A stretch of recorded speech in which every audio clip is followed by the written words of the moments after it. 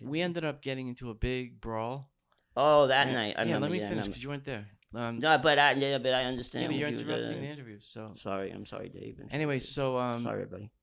we got into a big brawl, and it like, Scuff's a big dude, so he was like getting. We were outnumbered by like 4 or 5 to 1, and the fight started inside this bar that we went to for this party.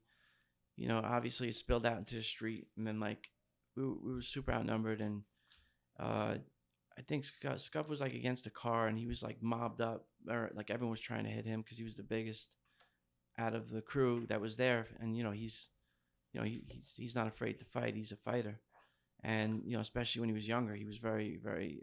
He was an angry youth, I would think. I would say, when things like that popped off, that was like, I guess, when he got his aggressions out. And anyway, so he was like completely covered. So I did a cannonball into the crowd that was on top of him. Like I jumped on the car and like got people off him, but like I think his nose was broken at that point. And then like we were walking up the block, and then like the fight kind of separated, where like the people we were fighting and the people we were with were walking away, and we were like a block away from it. And then like somebody tapped me on the shoulder, and my guard was down now because like this was over now. And as soon as I turned around, I didn't even see it, like bah, right in my nose, bro. Somebody like, and I couldn't see, because when you get hit in the nose like that, when you get your nose broke, you can't see like everything. So I was like this, and I'm like trying to defend myself now, like not being able to see. And I remember it was like Kes 5 and VE. They were ahead of me, and I was the last person in the group walking, and PG and everybody and like those guys were ahead, and VE and Kes 5 ran back and like were pushing people off me, because like now that I couldn't defend myself, and I kept saying I can't see. So they grabbed me and they like walked me to the corner, and now the fight started up again.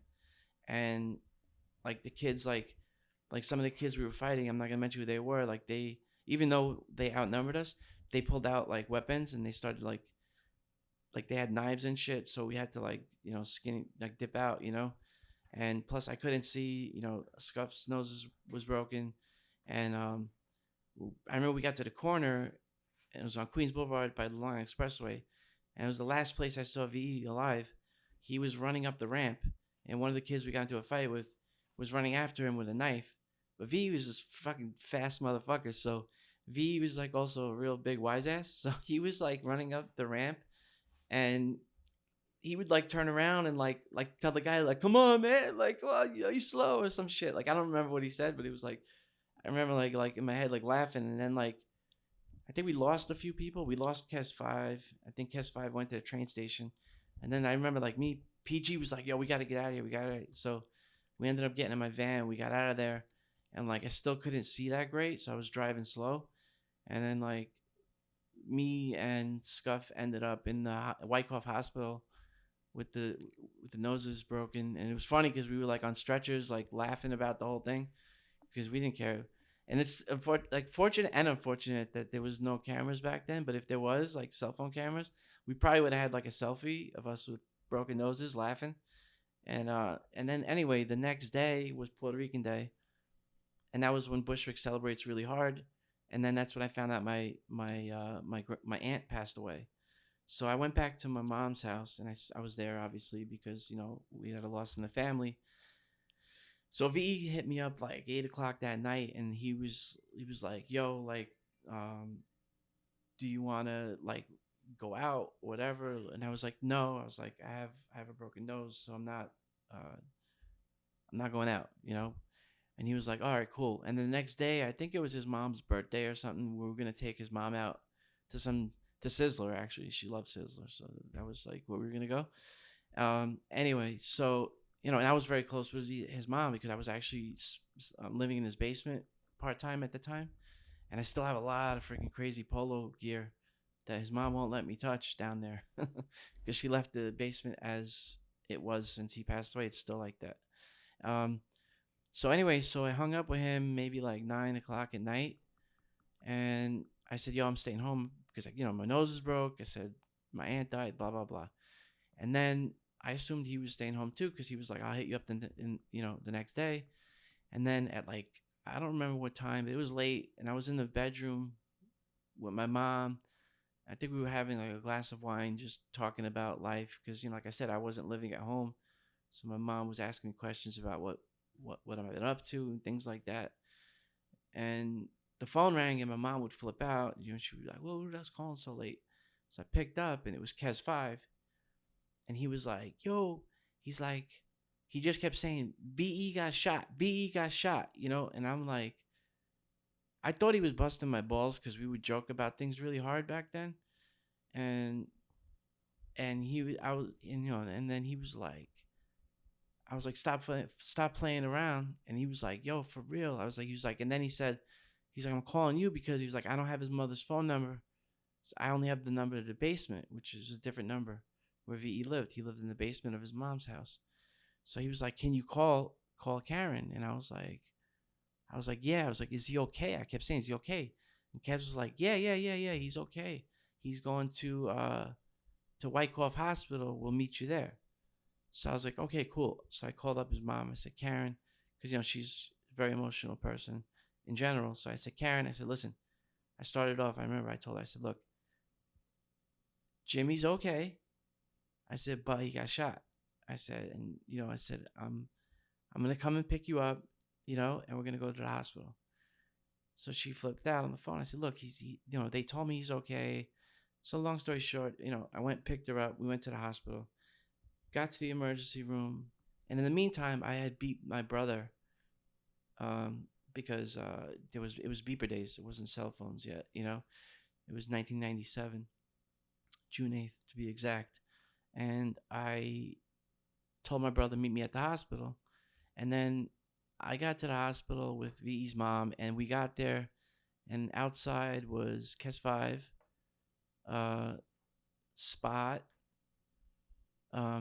this kid Form, who I think was Knox's cousin, if I remember correctly,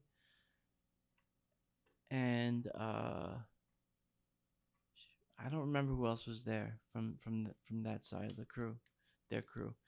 But anyway, we went inside. So I went outside, and I'm like, "Yo, what happened?" They're like, "Yo, we don't know." So I went inside with VE's mom, and the doctor came up to his mom and was like, "Hey, like, he can't come in about me." And the doctor was with two uniformed. I could tell that I'm not stupid. I was, I already did time in Rikers. Like I been arrested. I knew about police. I could read shit. So I knew there were two detectives, and I knew they were there for the because it was a shooting, obviously, right? So they have to come. So his mom said, because they were like, "Oh, has to be family only, family only." So she said like, "Oh, this is his cousin," you know. So they let me in with her, and we went inside, and they brought us into this like little room, and I remember like there was the two detectives and a uniform cop and the doctor, and the doctor like didn't even introduce himself from what I remember, but I like this was a very shocking moment, so maybe my memory's skewed. However, so any long story short, the doctor said to V's mom like, "Your son is expired," just like that, like he was a battery that like ran out of life. And I and I, you know, I felt guilty about saying this, but I'm just gonna be transparent because Kes Five told me he was okay. I was assuming that VE was like shot in the leg or in the foot, or in the arm, which happened to other friends of ours. And I was actually on the way to the hospital thinking of ways to bust his balls. Like, "Oh my God, you're going to be telling the girls you got shot and you're a gangster now, blah, blah, blah, whatever." And like, I wasn't really worried when I got to the hospital.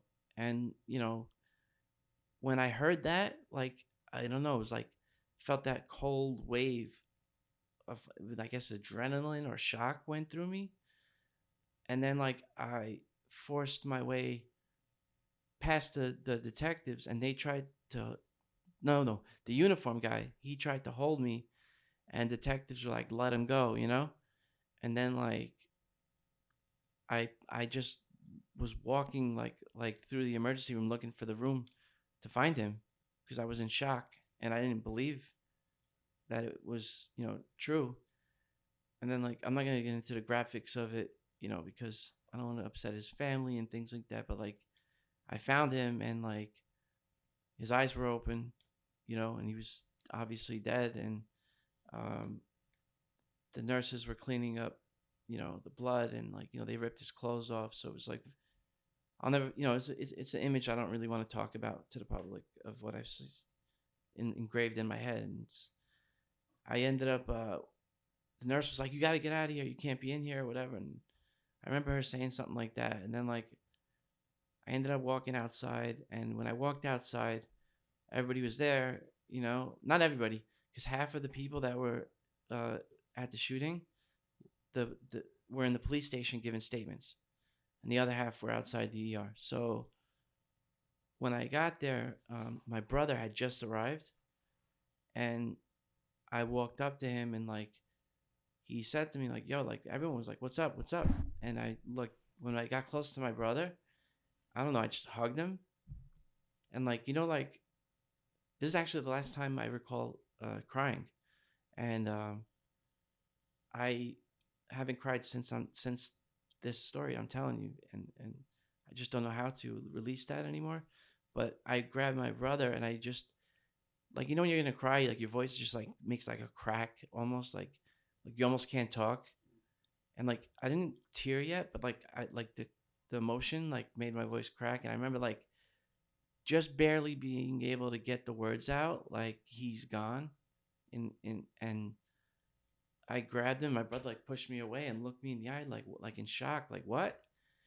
And then I remember like Kez 5 was right next to us and heard that, and like I think he just went ballistic and just started punching car windows and breaking car windows. Like I guess that was like the way he was dealing with the shock. And like, and then like very shortly after that, VE's mom came outside the ER, and she was just standing there, and she fainted. And Spot was right next to her, luckily, and he caught her before, and then the hospital brought a wheelchair out and brought her inside, and so on and so forth. And then like once I got my emotions under control, like I just started asking everybody that was there, like, well, what the fuck happened, like, and everybody was just like, we don't know, like nobody had an answer. And then they just told me where it happened, and like so I was outside the ER for whatever time period it was. And then I remember like after it was maybe an hour or two, I really don't remember. Uh, I think a detective car pulled up, or maybe it was a paddy wagon, and PG was in there with Scuff, and I think Foe, and whoever else was there at the scene.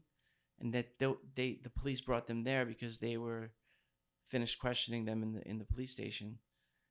And then like I found out where the location was, and at that time I had a van, so we were all able to fit into the van. And like we went to the crime scene, and there was like still some tape and stuff. And at this point, daylight was breaking, and we saw in front of the 68 Himrod like the puddles of blood. Like it wasn't like it was like a lot of blood, like an enormous amount, and it was because in the autopsy, the bullet went into, if I recall correctly, to his rib cage, hit his spine, went through his spleen, and then severed his aorta artery. So he pretty much bled out internally. Like even if he got shot in the hospital, they wouldn't be able to save his life. So nobody knows what happened. It was like I said, Bushwick, and like if anybody from New York remembers Bushwick back then in 1997 and prior, they celebrated Puerto Rican Day for like 2 weeks. It was crazy. Like everybody was out there. Girls would dress up sexy. There was the parade. Everyone's car was covered in Puerto Rican flags. It was like, getting shot at a huge festival, So where it happened, where the bullet came from, I should say, uh, nobody knows. I mean, the police know the logistics of how far away the bullet came, obviously, and the caliber of the bullet. They won't release that because it's still an open case.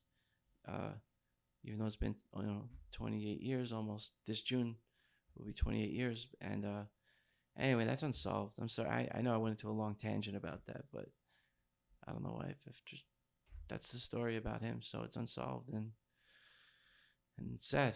'cause that was my best friend. And I really had a lot of love for him. Still do. And it's funny because I imagine him being around now and like the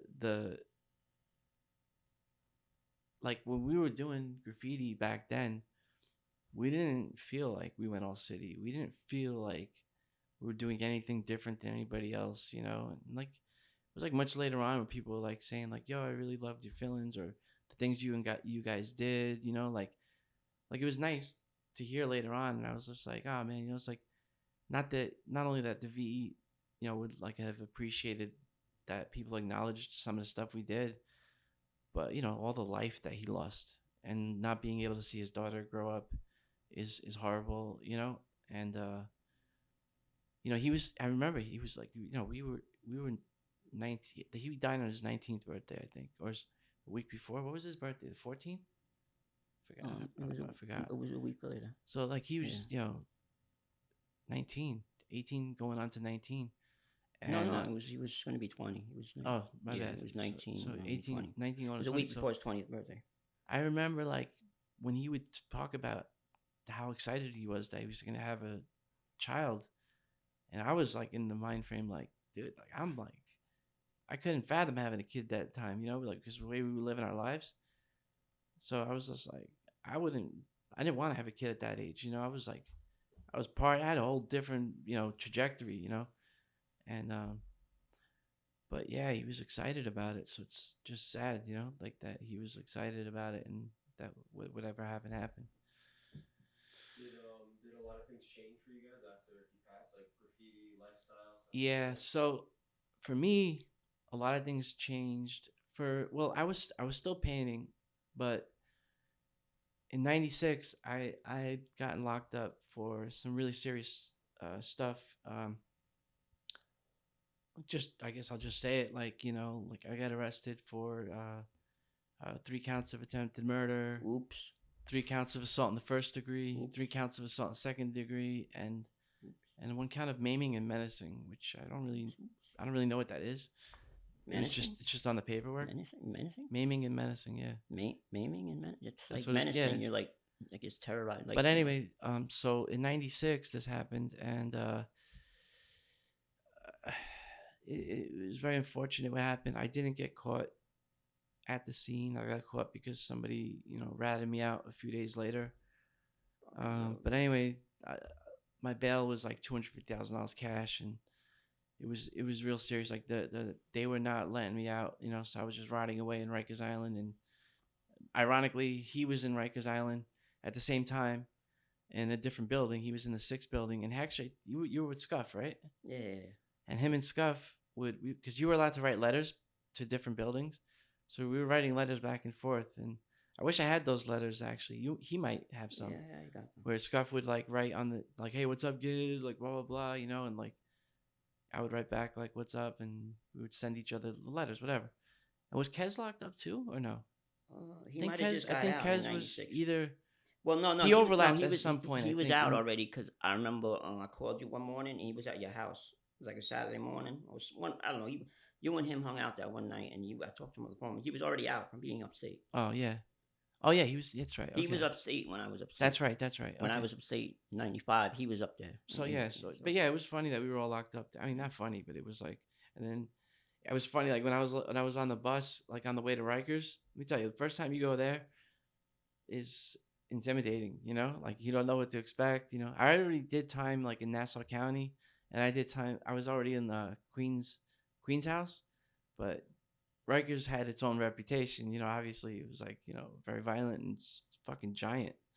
So going over that bridge, I remember like I was the only white boy, and like I remember everybody was like fucking me, like, "Oh, white boy, yo, they're gonna love you, blah blah blah," all this shit, trying to like intimidate me, and I ain't gonna lie, I was fucking intimidated. It was nighttime. I'll never forget, and getting there, and like not only just going to Rikers Island, but also the fact that I had this $250,000 cash bail, so I couldn't get bonded out. So it's like, yo, you're not, I knew I wasn't getting out, until this was resolved or something, right? So your mindset starts to go in when you're 19. It's like, because I had just turned 19, luckily. Otherwise, I would have been with the juveniles, which probably would have been a lot worse violently, because they were like cutting each other just for reputations. I was with the adults, which was, I guess, a little bit better, like a little bit more mature crowd.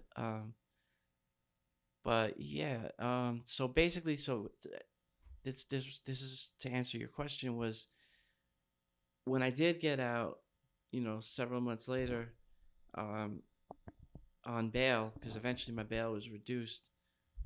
I couldn't get the bail reduced initially because the kids were in ICU, and obviously if they died, then it would have turned into a murder, which was would have changed everything. I Anyway, so when I got out, I had to be very careful and not get arrested, obviously, because I had this huge case where they were offering me cop outs of like 7.5 to 21 years. When you're 19, that's like the same thing as saying life. And like, I just didn't know what to do. Like, as far as, you know, like I was living like, between my this house I had in Forest Hills and VE's basement, because the house in Forest Hills was with my ex-girlfriend, and we were like constantly breaking up on and off, and it was a really toxic situation. So I would end up spending most of my time in VE's house in his basement, like living there basically. And then when I ended up in Rikers, like getting out, I had to like kind of chill with the graph, because my lawyer was like, listen, if you get arrested for anything else, like they're gonna revoke your bail. You're gonna go back and you're gonna sit there until this is resolved. So I still did graffiti though, because I was just so used to it, and it was just with all the stress of going to prison for so long. Graffiti was always an outlet for me when like when I think I mentioned this in the last interview we did. Like when I'm doing graffiti, I have a lot of PTSD, a lot of stress, a lot of anxiety. I'm angry person deep down. I think because of all the people that passed away and all the violence that happened, and I've like all the shit that happened in my life. So graffiti is a time when I'm present, I'm not thinking about all that stress and anxiety and all that shit. I'm like in the moment, like especially when I'm doing something like really raw and illegal. Like if it was I don't want to say a particular time frame, to give anybody evidences or anything, but like painting something where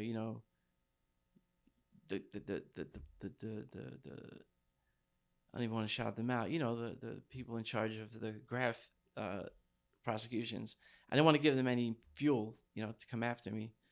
Um, but doing those things, like I'll just say it, transit, city property, those things to me are like the best, the most enjoyable things to paint. And like, you know, I don't post those things, obviously. People that do should be careful. you know, I let other people post it. That's fine, but like I won't. But like anyway, like being present is when I'm doing graph. That's to me. So I still did it, and then like in '97, VE died, so he was like my biggest bombing partner at the time, and SN kind of uh, was taking a chill from it, and it was like me, V, and SN were like at our prime at that time, and as far as bombing as a crew, Rob was in and out of jail, and so when he was out, obviously we were doing stuff, and it was just like, so I kind of was like started like really. I took a step back, because before that it was like, to me it was a full time job.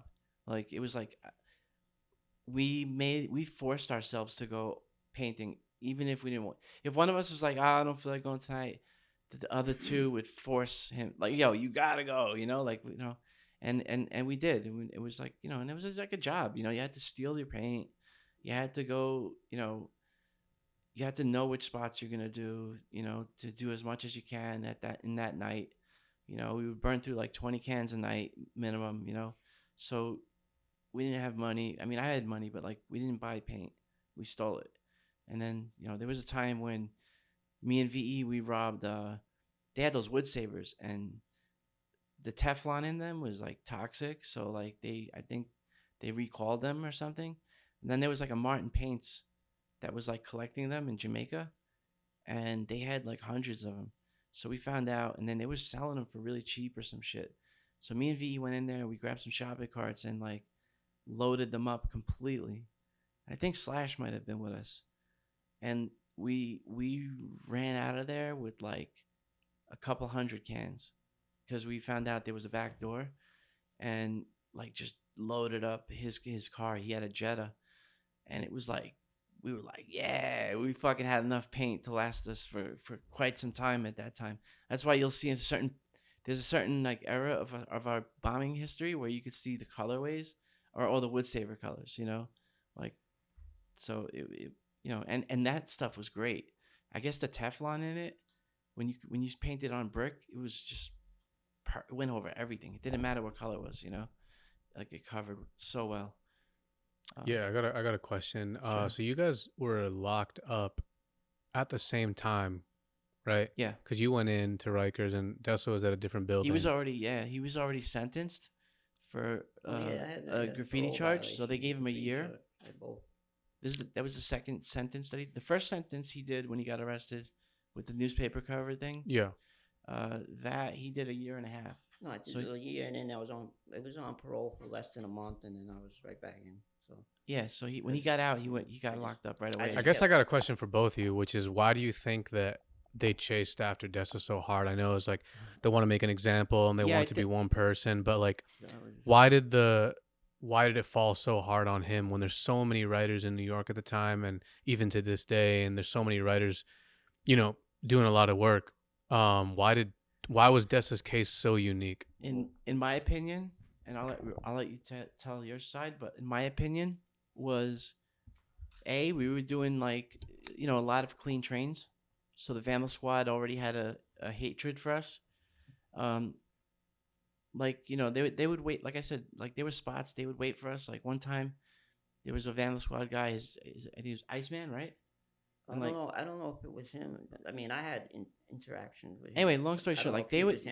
I just wanted to say, like, they opened up the door, and like while we were painting, and we would kind of like laugh at them because we didn't care. We were so young. Yeah. And like one of the Vandal Squad like actually kicked Rob in the head, like from they opened the door, and they didn't jump down. They just kicked him in the head, and we got away. But anyway, to answer the question is the hatred of us doing the clean trains, right, and getting away with it. And then the other thing was, because people didn't know, it wasn't documented. Like nowadays everything's on Instagram, so back then it was like you had to have photos, or because clean trains got cleaned pretty quick, right? So those are archived. Like nobody knows how many we did. We know because we have it. But like they hated it for that reason. But then they hated. Sorry about that. They hated the fact that he was pranking people that were a graffiti cleanup crew in a neighborhood, Glendale, that's like like middle class, like what I mean, like very very like anti-graffiti community, for example. And in that community, they had their own graffiti cleanup crew, which is they were called G Cops, and that stood for Glendale Civilian Observation Patrol. Sorry. Oh shit, it's my phone. my watch. Talking some foreign language and shit. Sorry about that. No worries. And so this civilian Glendale Civilian Observation Patrol, he would call them and threaten them that he's gonna blow them up, and, like and kill them and make all these prank phone call threats. And I was there. We were doing it from our friend Nick's house, but I never got involved in the pranking. I would just sit there and laugh, because we were young, we were kids. So he got arrested for that. They gave him like a 1,000 hours of community service, which was a lot because they were trying to make an example out of him. And he ended up like kind of on the radar. And I think at the time that's when Giuliani was doing like the whole quality of life campaign, of cleaning up the crimes in neighborhoods in New York and cleaning up the streets, the graffiti. So I think it was like the whole time frame, plus like this whole community of people that became like so focused on criminalizing him as a person, and basically making him like a focal point for making an example. And that's why he ended up in prison. And it's like all those, when he was going to court, all those people from Glendale, like some people Losers. would come with like wheelchairs, Losers. like old people would come in wheelchairs to fill the courtroom to show the court how like Fuck they outta wanted here. him to go to prison. So the court was now in a position like, okay, well, we have to do something. Like the whole community's against this guy, including some of the police officers, like this guy, Officer Casey, He's a queer. who's Was a queer. Was a queer. who was like a very anti-graffiti police officer in the 104th police station. And So- also was a queer. Even though like yeah, they just focused on him and they went in on him, and they wanted to make an example out of him. I think they thought maybe like if they make an example out of him going to prison, that like the rest of graffiti writers might be like, oh shit, like maybe this is not worth it or something. But obviously it didn't have any impact on that. Yeah, so I think they just focused on him for several reasons, So yeah, Yeah, I guess that's. is that pretty accurate? Yeah, I mean, yeah, it was more a little. I was definitely. No, yeah, I was. Well, you got like it all. Well, there's a reason why I did the things I did, because they did some shit. Me and TKA did fillings on the side of the building around the store off of Myrtle Avenue, and so our friend Nick that he mentioned before lived like right there, like right around the corner on Myrtle. And he came out in the middle of the day and he seen them cleaning. So he's like, oh, what's going on here? He came over, checking them out, asking them what's going on, like regular Glendale, nosy body like everyone else is there. But he's asking because he wants to know what the fuck deal is here. And they're cleaning my shit, but they're only cleaning like my letter or something, like my D. And then when they were done, he's like, I don't understand you. What happened? Why you just, they were pretty much finishing up at the time. He didn't understand. It was a kind of a lazy ass cleanup. Like, what the fuck you doing? He didn't get it, And he's like, oh, well, you see this guy here, saying we want him. He's done a lot of damage in Queens. So he's kind of like the one that we want. He's done a lot of shit. So we want to get him. So what we're going to do is, now he's so, what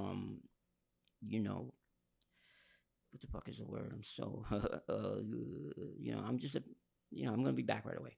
Put it like that. And I'm going to fix it. And now they're going to wait. They're going to sit back at night and watch and wait, try to grab me up back, So I'm like, oh, really? And they gave him a card about the organization. If you want to donate time, become like a Boy Scout, whatever, civilian, vigilante type bullshit. So he took the card. So I just was like, all right, that's cool. And so the next day in the daytime, I just fixed it, in the middle of the day. So that put an end to their whole like stakeout, you know what I'm saying? Which they didn't like. They were upset about that. Because it's like, all right. And then I got their number. So So now, they were trying to bait you to come back yeah, to fix so it was it, like, who the fuck is but you they to didn't do expect that? them to come back fix it in the broad daytime. Yeah, but Especially they back police. then. Nowadays, people paint in the day more than back in the days. But back in the days, you never painted in the daytime. But they weren't cops, so like, what's that about? Get the fuck out of here. So I took that as like real like challenge. I'm only 17 or whatever the fuck it is. 16, 17. So yeah, it kind of got me like a little upset, you know. So I kind of like went. Yeah, I did the phone calls, which I mean, I didn't realize until years later. I got the paperwork from court. I did say some crazy shit, I guess, to some people that don't. They're older at the time. Like I one person, I threatened I was going to shoot them in the head. You know, which I, you know, I was like, all right, well, I guess that sounds fucked up. My bad.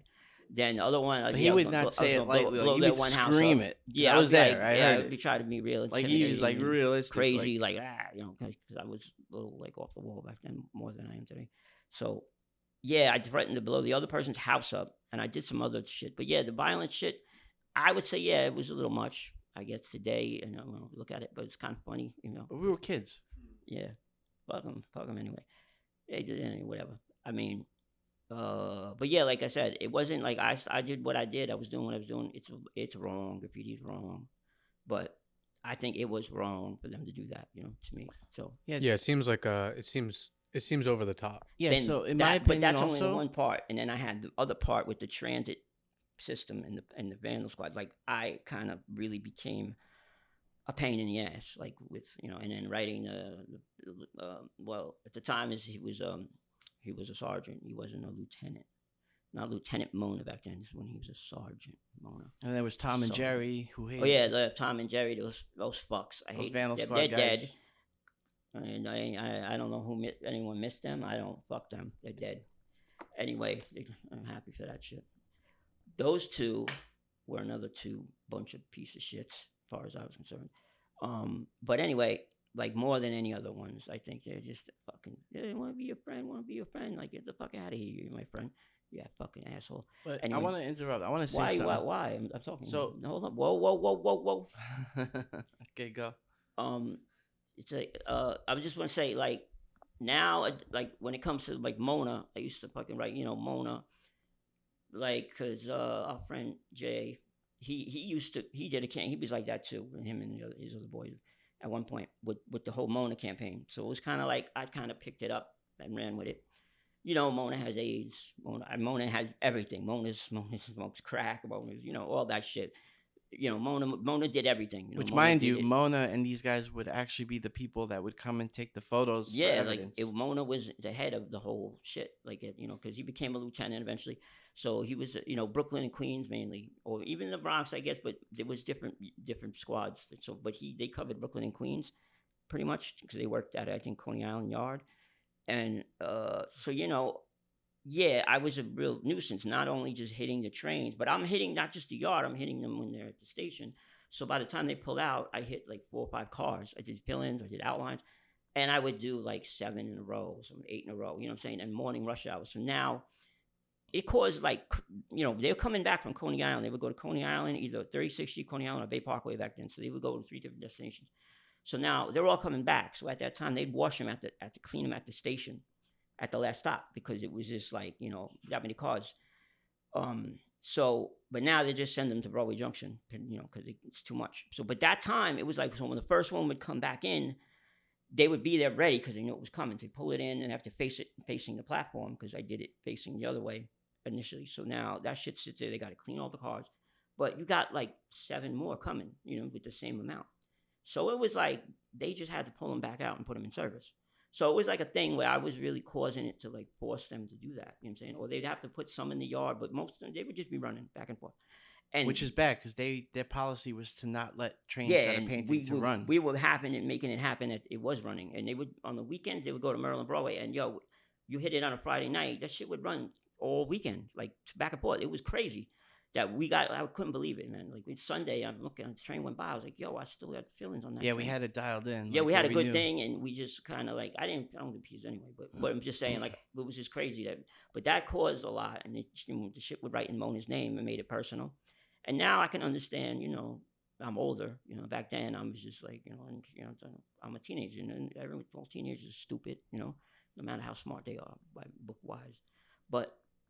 Mona, like, you know, I can understand why he was a little, you know,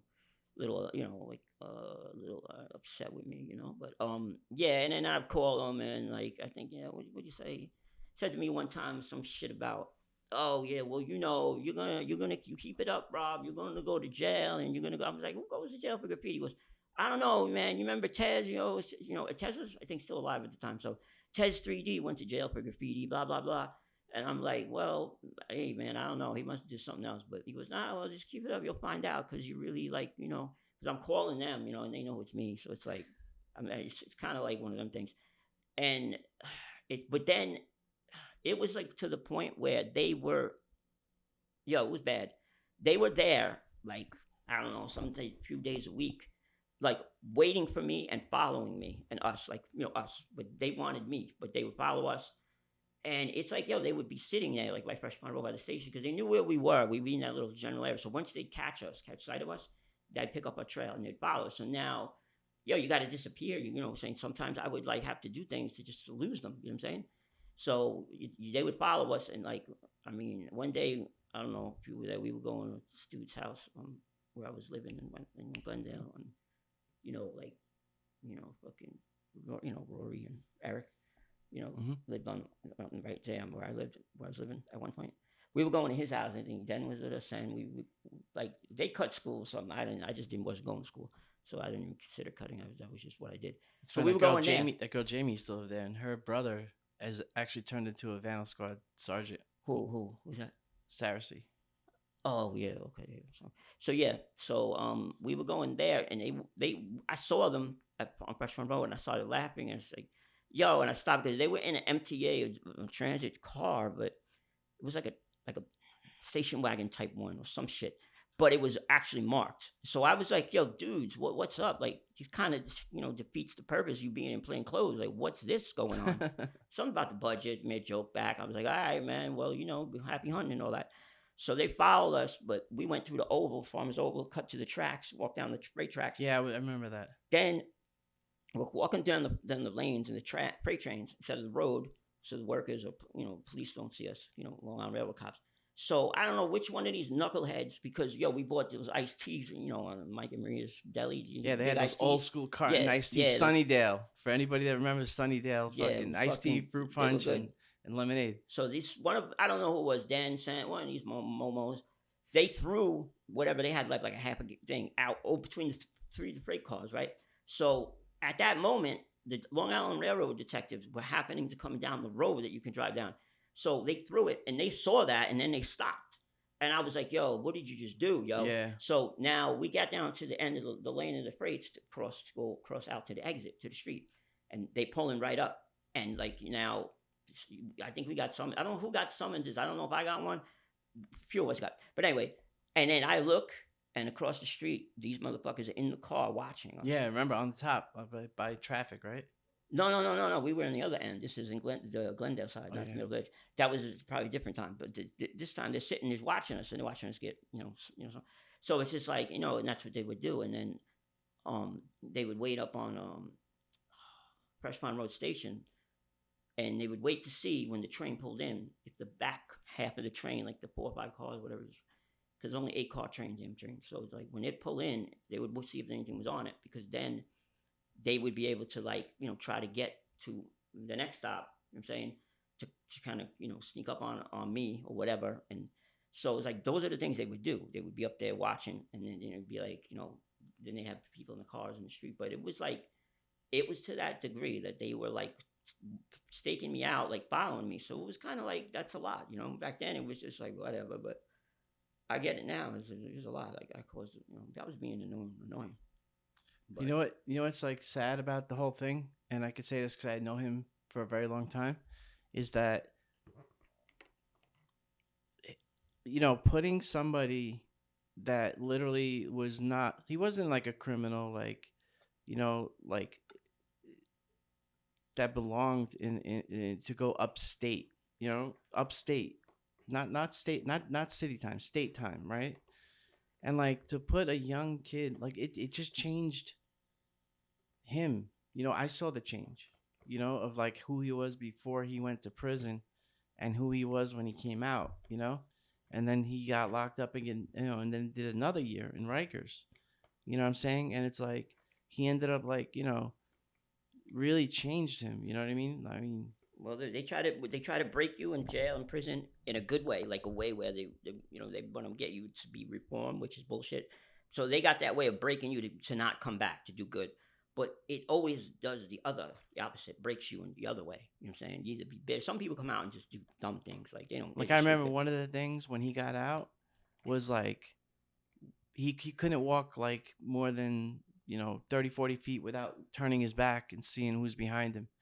You know what I mean? He Oh, had that, like yeah, that lasted a long time. yeah, I had like that. he That had shit was super high anxiety. I remember, it was like think sitting in about the it, booth in like a living. restaurant. I got to sit at the end, at the edge with my back facing the thing. I'm still like that. It's bad. I was much worse. I couldn't when I sleep. Like any girlfriend try to like wake me up, I either scream or swing at them. I'm predictable, but I'm not as bad anymore.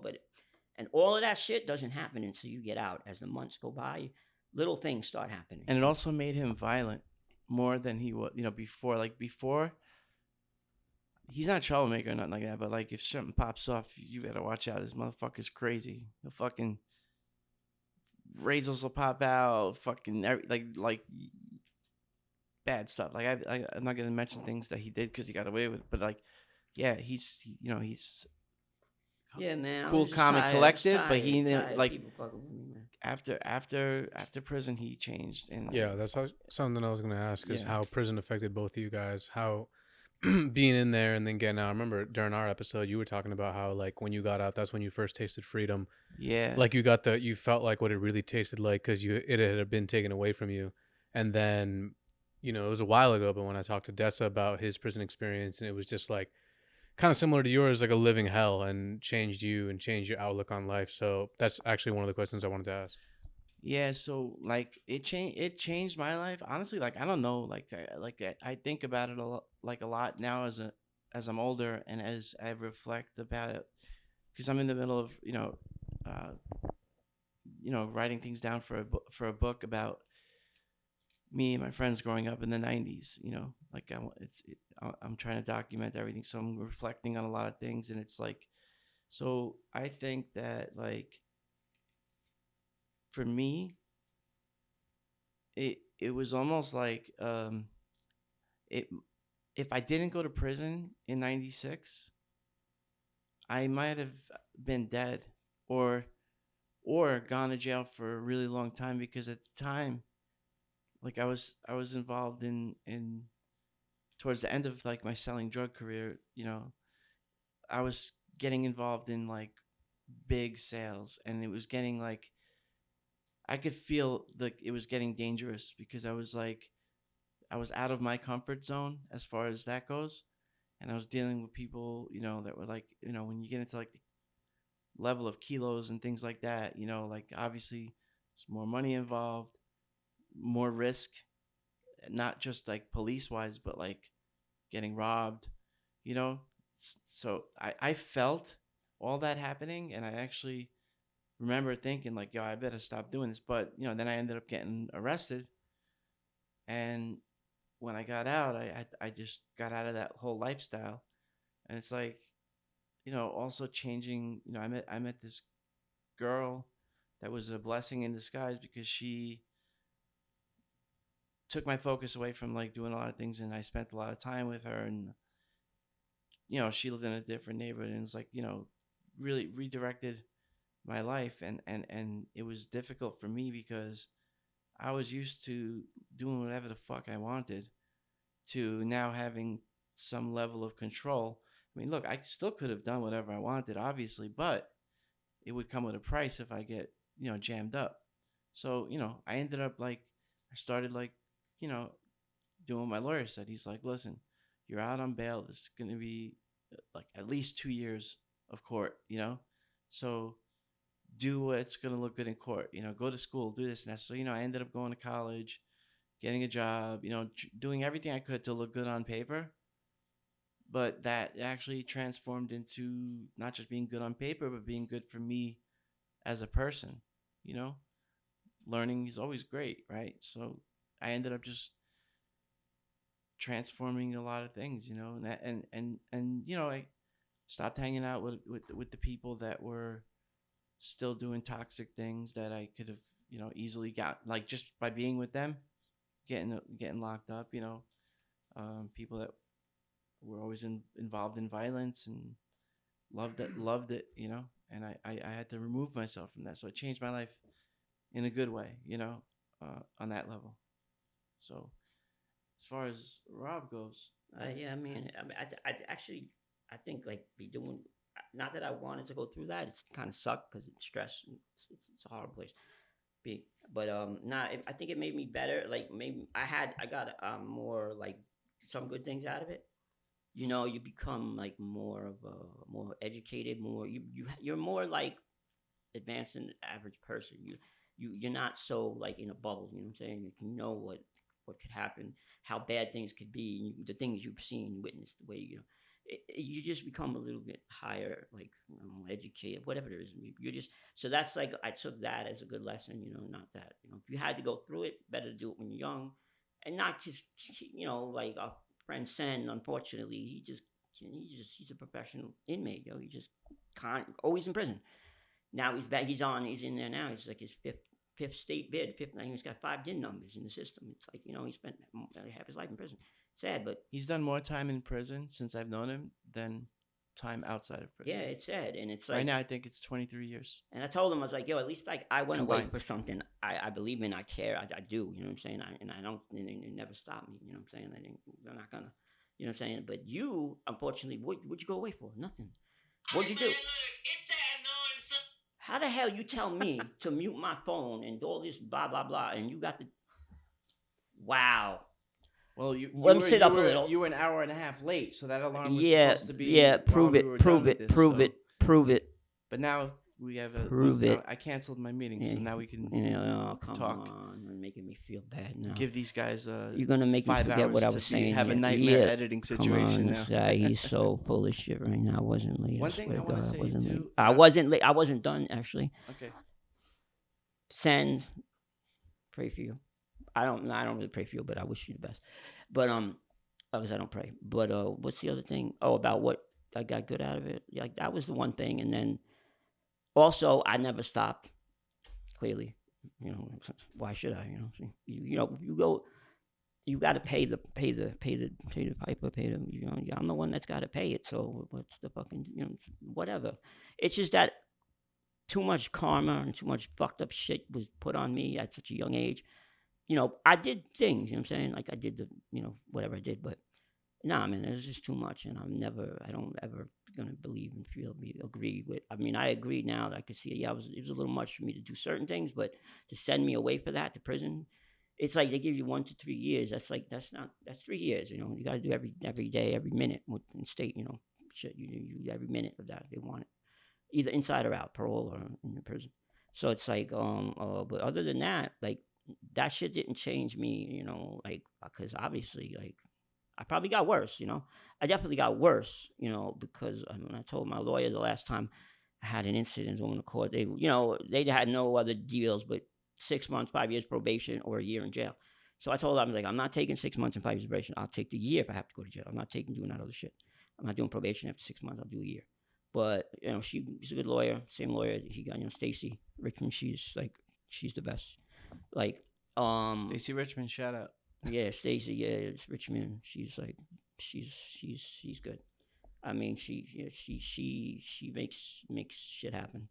But that's what you do, in your professional life. That's like your father, the law firm. It's like that's what you do, and you got to be the best at what you can be. And she's one of them. And luckily for us, she got into doing graffiti cases for whatever the reason, which she's done a lot. Like she's like Smith and Pink. She represented. Cat. Cat, and like I think Howard Nazem. TAT Tats Crew and all them, like Howard Nazem.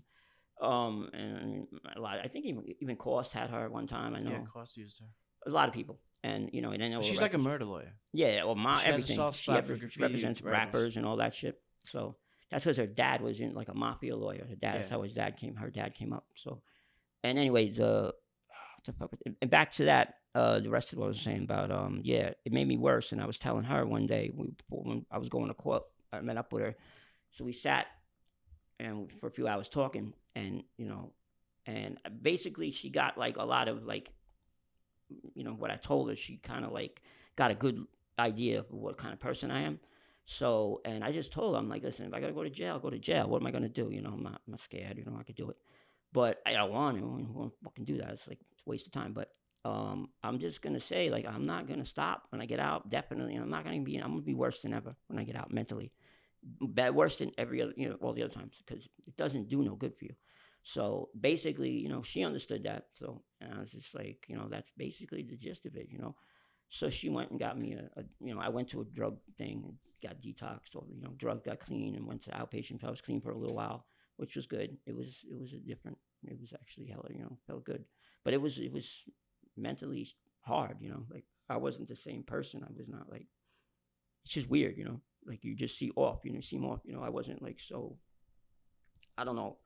I guess people look at me. I'm more like I make people laugh or whatever. I'm just a character, I guess. So, but I wasn't really like that, and certain people would see it that I was different, what I'm saying? Like, and people that didn't know, like, I was doing whatever I was doing, like types of drugs, like my friend's mother, that I rented an apartment from, she said a few times she would see me and I was coming and going, and I'd see her and she'd tell me, like, yeah, I know, because she knows they took me off. I was taking Xanax, but I wasn't abusing them. I was just prescribing them. But in detox, you can't be on them. They take you off. So, but she knew they took me off that and everything. But so she was feeling that medication must, now that I'm on it, changed me, but it was like, combination, I guess.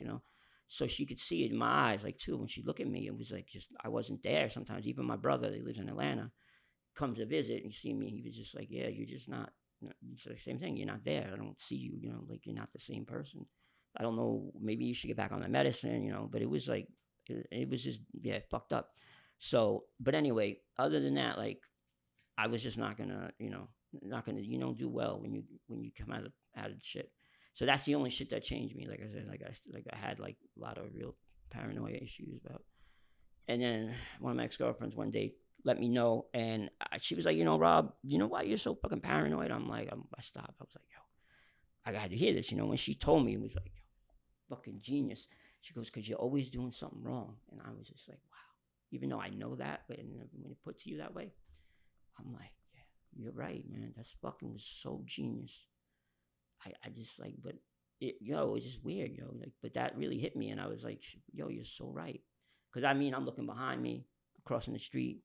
I go up and down, like, go one street, go to the other street. Like, if I'm in the city, I won't walk on certain avenues, like on Broadway. Like, I just avoid I would cut zigzag up and down, like, even if I'm doing nothing wrong. Then on top of that, graffiti and shoplifting, like, which I was been doing forever. So it's just like, I come out the store. There's a train station there. I'd go down the stairs, the train, get on the train, take the train 1-2 stops. And if I have to come back, I'll come back another way, whatever, because I'm like so used to trying to like make sure no one's following me out the store. Security, they want to see or whatever, see if you got anything. Maybe try to pull it out and unload, or whatever. So they're trying to see if they can see you, because they know you was up to something. You looked a little, shifty, a little suspicious.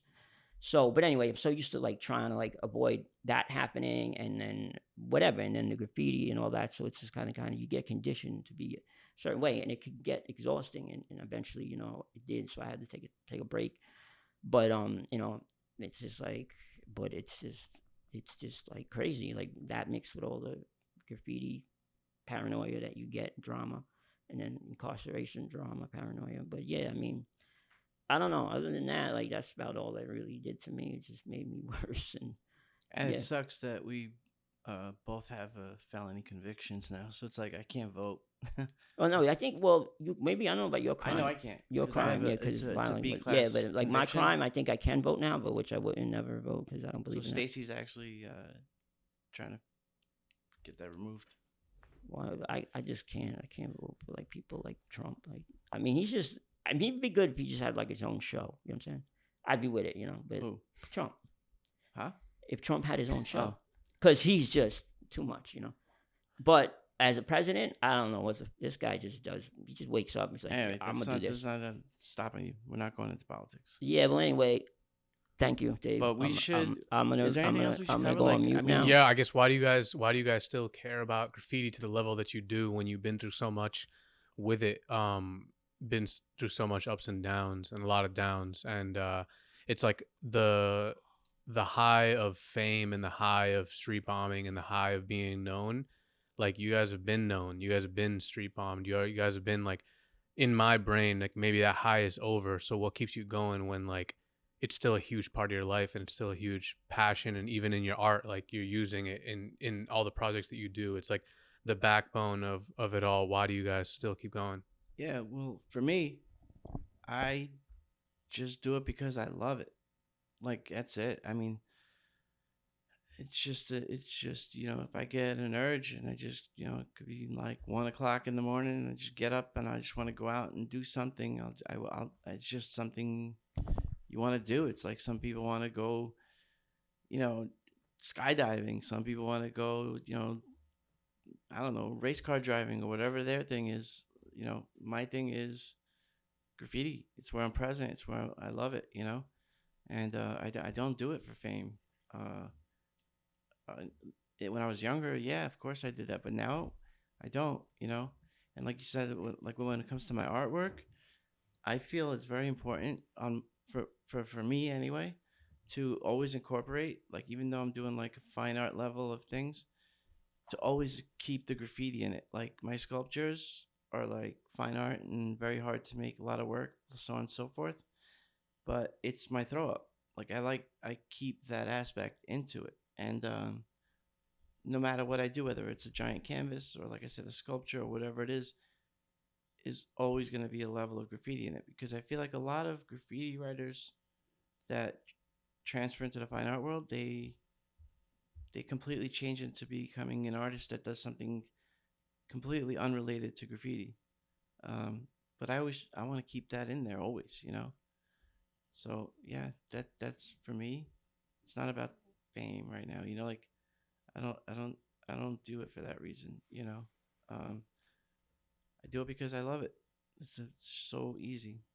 To the feeling I get when I do it. That's it. It's my turn. All right. Addiction. It's just addicting, and Yeah, that's true.